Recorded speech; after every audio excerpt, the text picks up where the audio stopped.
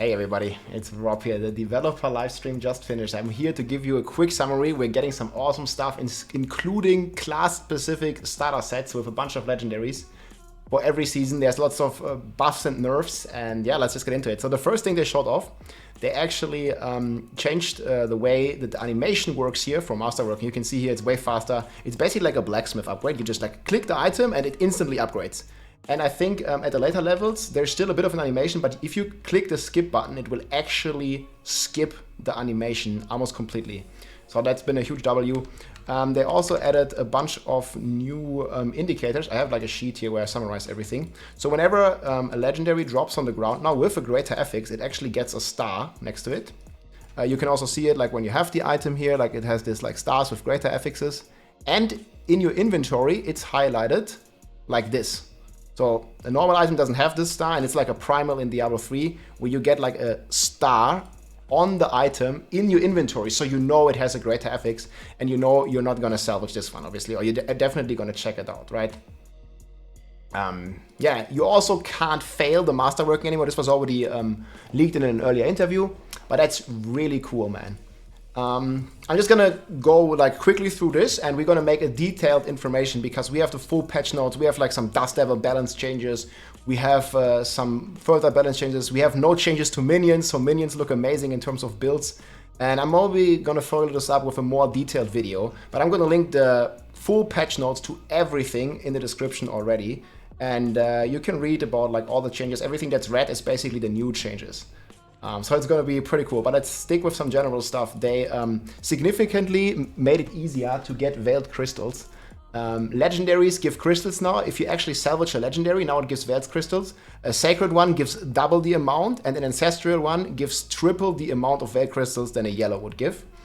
The imprinting cost. You guys remember on the PTR, whenever you would go to the blacksmith and imprint your items, it was significantly higher with the cost. And now they changed it from 75 to just 16 crystals per imprint. So they really want you to have this kind of freedom to really, you know, switch and experience with builds.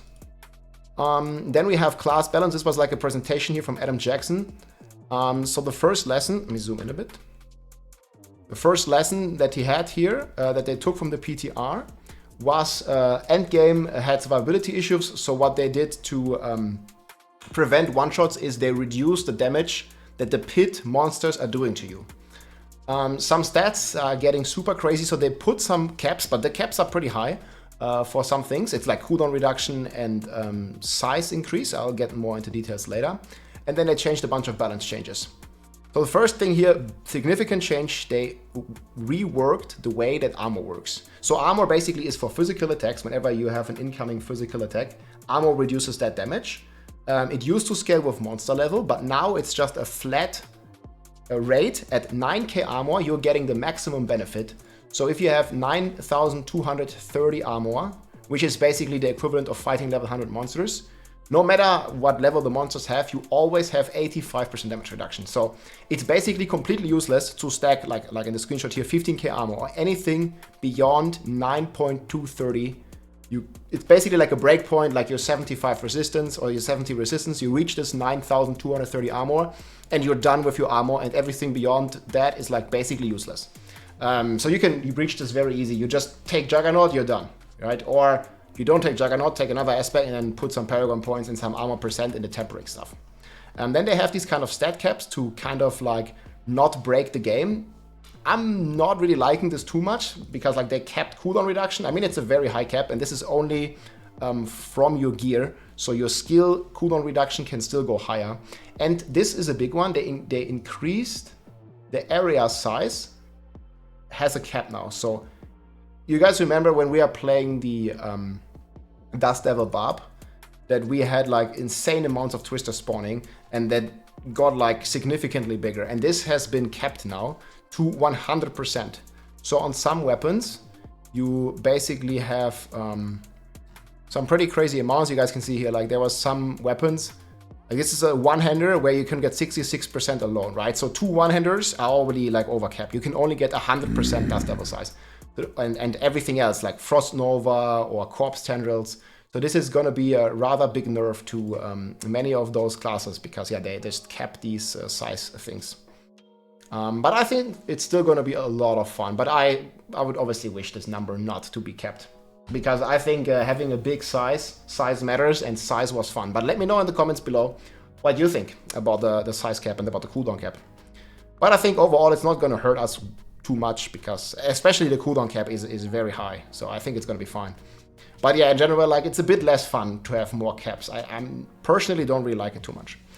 Then we have a lot of balance updates. I'm going to make a separate video about this, but just high-level changes.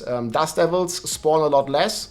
Dust Devils have reduced area of effect. And Dust Devils deal more damage because they were scaling with those area of effect. And this is in the patch notes. Dust Devil, you can only have a maximum of 15 Dust Devils active at the same time. This is definitely a significant nerf. I'll do the math later on exactly how much of a nerf this is. But it looks to be a pretty big nerf. Then we have a Fractured Winterglass, Frozen Orbs. The lucky hit chance has been significantly reduced. I think it's got reduced from like 100 to 70%, so also like a 30% nerf for the Frozen Orb build. But these builds were overperforming a lot, guys. Actually, interestingly, there has been no nerfs to the minion necro. And you guys know, if you've seen my previous videos, the minions are hitting for billions and billions of damage. And Adam Jackson, I think, said it in an interview here as well, that they want the minions to be extremely overpowered in this season. And they are gonna be. Like, I've seen this golem hit for up to 6 billion per hit, one-shotting everything in the game. It's probably gonna be the season of the minion necro. And this is gonna be later on. They also introduced starter sets, and the starter set for the necromancer is minion. It's gonna be pretty insane. Minion necromancers rejoice. They also changed fortified damage reduction from 10 to 15. There's many tempering FX updates. I think they nerfed the Elemental Surge pretty significantly. Let's actually jump into that real quick. So this is the new Elemental Surge. On the PTR, this number was 23,000. So they just casually divided it by like more than 20. Then again, this is a rare, and the PTR one was a legendary, so it might be a bit more, but they significantly nerfed this Elemental Surge, which was very strong, but I don't know if it deserved a divided by 23 nerf. So the old one, if you remember, it was 23,000, and now it's 1,000. Maybe if it's legendary, it's like 2,000. But yeah, it's at least lost a 0 there. So pretty significant nerf to this one. Then we have Druids. They get more health for their pets, which is pretty cool. The fortified damage reduction is rising, which further helps that they prevent the one-shots. And I think it looks pretty cool. I actually have a clip here how the Dust Devils look before and after. Apologize here for the quality, but so this is how the Dust Devils look on PTR. I mean, it's not the real thing because, like, you guys remember how my Dust Devils look, but this is just like normal Dust Devils, like no shouts. And this is how the Dust Devils look on the live game. So it's significantly less, and they also have a cap, so you're not gonna get too many. Sorry, like my face is in the way here in this clip. But yeah, it did not really look that impressive. If you compare it to, I think what I had here on the PTR, you see this was like my footage that we had on the PTR. Like, look at this. Like, this was how it was before. And yeah, this kept to 15 max, what it is now. The Dust Devils has been hit a lot. Then we have the Scoundrel's Kiss. This is like the rapid fire one. This also works on range now. There was also a clip, but I don't have it here. But it's pretty cool to see some rogue buffs as well.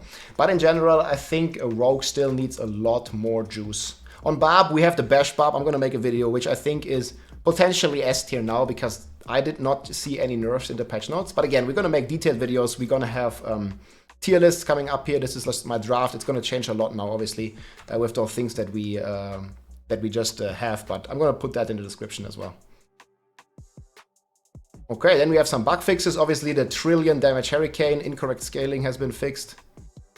And yeah, the Ebon Piercer lost some multipliers there as well. It was just way too strong.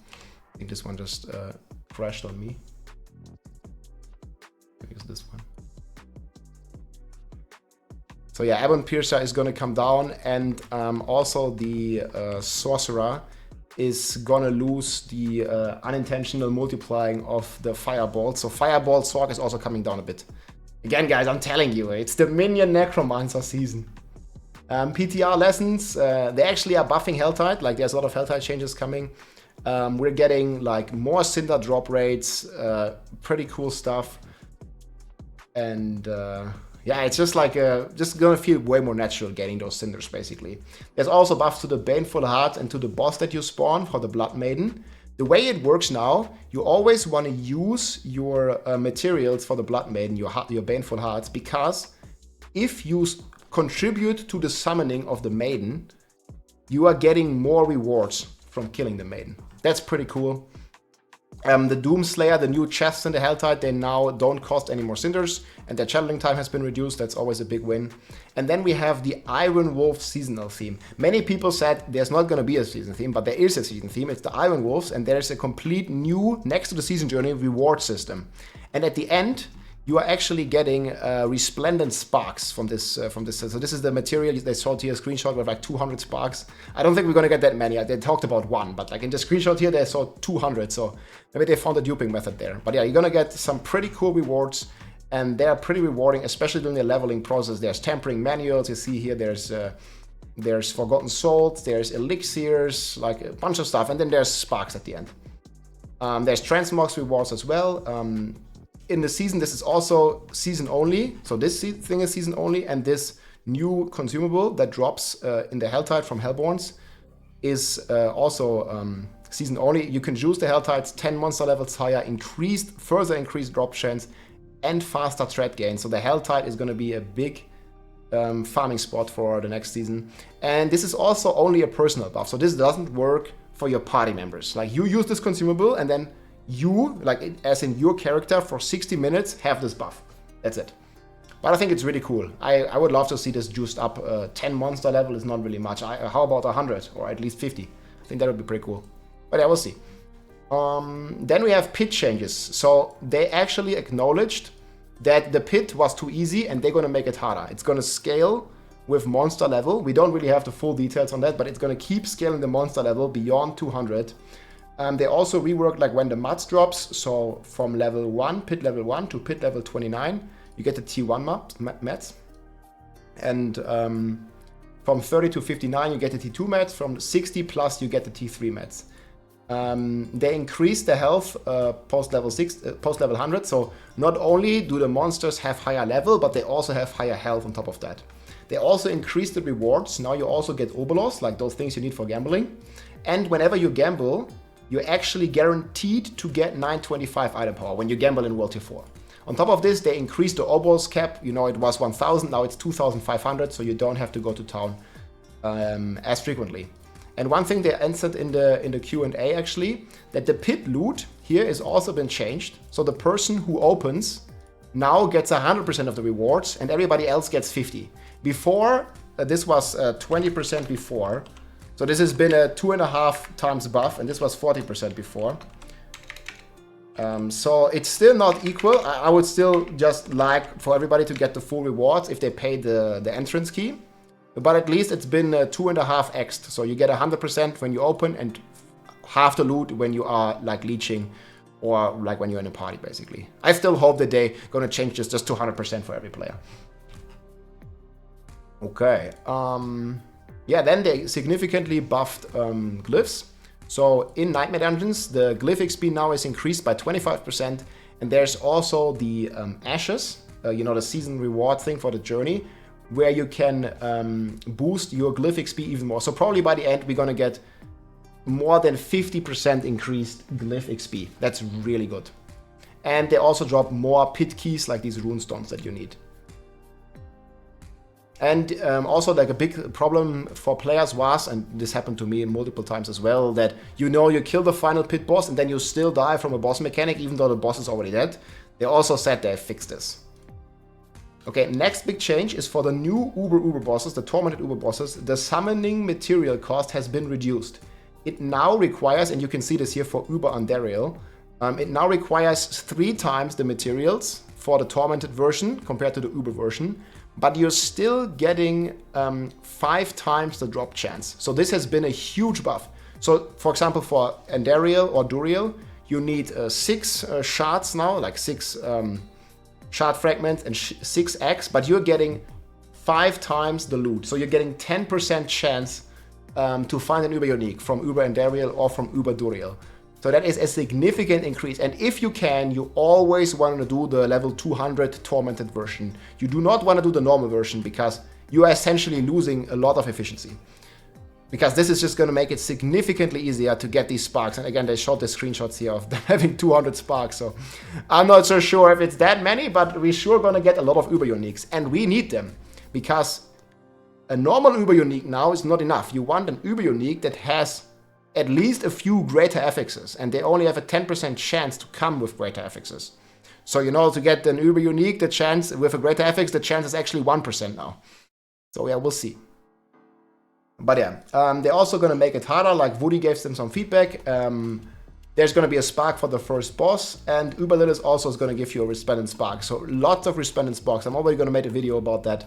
That we're gonna get a lot of those. And all Tormented bosses, like all the level 200 versions, can now drop Uber uniques, this should say. Very nice. And then they also juiced, this is what I was hinting at the start, if you guys know the Hedrick's gift from Diablo 3, this has also been included now in Diablo 4. So basically, it's not a, like, you know, a set item per se, but you're getting like a set of legendaries, like multiple legendaries towards a specific build from the season journey, like the Hedrick's gift. So we have Barbarian, obviously is getting the Dust Devil. It got nerfed a lot, but I think it's still a decent build. But probably the Bash Barb is going to be better. I'm going to make a tier list about that. We'll see. But Barb is still good. Druid got a bit unlucky here. I think Pulverize is not that fun. Necro, I think, is best in slot. Like, it got minion build, and you guys know this minion guy here is like absolutely one-shotting every boss in the game. You probably just start a Necro, and you're gonna be just like flying down and gonna be killing everything. He has 4 billion hit, and I think he's hitting like up to like 6.6 billion here per golem attack on the target dummy, and this has not been nerfed. So they wanted the minions to be OP, and boy are they OP. And this is also the starter set for the Necro, so Necromancer, rejoice. Sorcerer, this is the biggest joke. This gets Incinerate. So Incinerate, this is like weird channeling spell that's like pretty bad, but yeah. And Rogue gets Barrage, which I guess is kind of meh, but it's okay. But yeah, guys, it's gonna be the season of the Necromancers, man. I'm gonna make a couple more follow-up videos why I think that is, but it's looking pretty insane. And then they had some more Q&A, some more minor changes. You can change the hair transmog color of your character basically anytime you want. There is gonna be more themes going forward. So season 4, you know, was like the Loot Reborn, but they're gonna have more meaningful seasonal themes going forward. And then they also said season 4 will be a week shorter than usual. So that probably means that like 3-month cycle, right? Because this season was delayed. So we are at 14th of May for this one. It's gonna put us somewhere in August. And there's also Gamescom in August. I think it's like on this weekend. So it only makes sense to release the season a bit before the Gamescom, because on Gamescom they're most likely gonna announce the Vessel of Hatred dates, because they canceled BlizzCon and they specifically mentioned Gamescom. And we're definitely gonna see, well, I think we're definitely gonna see a Vessel of Hatred announcement date, and then Vessel of Hatred later this year. So I'm probably thinking that season 5 is gonna release like maybe on the 13th of August, which would be a week, or maybe even on the 6th, like beginning of August. And then Vessel of Hatred is probably gonna be around Christmas, end of November, start of December for Vessel of Hatred. And there's also been some additional data mines here from Wowhead. They've noticed that the Vessel of Hatred client here is now also moved from the alpha into a beta stage, most likely. And that probably means that, you know, some sort of test server for the Diablo 4 expansion is coming soon. But yeah, cool stuff for the game in general. So more themes going forward. Season 4 will be a week shorter. We talked about that. The uniques being looked at long term, probably also for Vessel of Hatred or for Season 5. Because, you know, now with the master working, the uniques feel a bit left behind. They're still strong in some niche cases, but overall, normal items can be better if you have best in slot.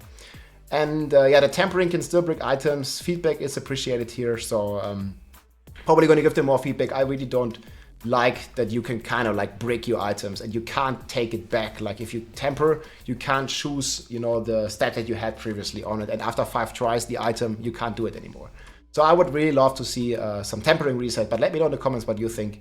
There's also not going to be leaderboards for the pit yet. They've thought about this, but for now they want to just stick with leaderboards for the gauntlet. That's been like a bit more negative from my perspective. Like I would really like to see leaderboards for the hard content where, you know, your damage and your toughness of your character actually matters, rather than just being focused on, like, you know, a bunch of shrines and shrine buff duration and cooldown and movement speed. Like I much rather have some hard content where it actually matters, you know, how tanky you build your character and how much damage you do and stuff. But yeah, season is going to be amazing, guys. There's a lot more to unpack here. This patch notes is, you can see it here in the scroll bar, is very long. I'm going to link it in the description. I'm probably going to make some updated videos, especially about the Dust Devil Barb and how much it's nerfed, and about the Minion Necro, which again, I believe is by far the strongest build in the game now, hitting for billions and billions, no changes there. So yeah, Necromancer is looking fantastic, and it still has this, one of the reasons it was so strong is that it has this crazy passives here, which you can stack now with Master working up to rank 25 for Golem Mastery, 700% X, and Skeleton Mage Mastery, unchanged 560% X. So this is gonna be a lot of fun, man. Necromancers rejoice. Barb's also pretty cool. I think Rogue needs some more help. Druid Tornado is also going to be a very strong build. And yeah, again, I'm going to be keeping you guys posted with my tier list here that I'm going to be finishing here soon. But the draft is already up. I just have to implement the new changes. Probably Dust Devil Barb is going to jump down a bit. But we'll see. And Frozen Orb also got a bit of a change. And these two builds are just flying high. Tornado and Minion, Summoner Necro, just insane.